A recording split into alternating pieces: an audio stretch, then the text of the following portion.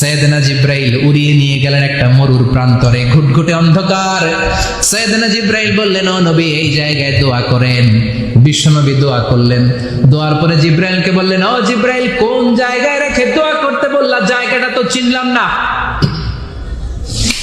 সাইয়েদনা জিব্রাইল বলে, নবী গো কিছুদিন পরে আপনার এলাকা থেকে আপনি বিতাড়িত হবেন।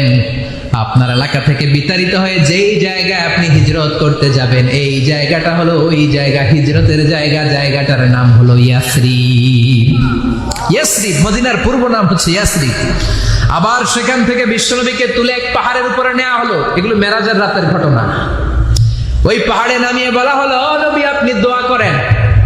তার মানে প্রথম স্টেশন মদিনা, ইয়াসরিবে দ্বিতীয় স্টেশন পাহাড়ের উপরে। ব্রেক নিচ্ছেন, ব্রেক নিয়ে বড় জার্নির জন্য বিশ্বনবীকে তৈরি করছে কে?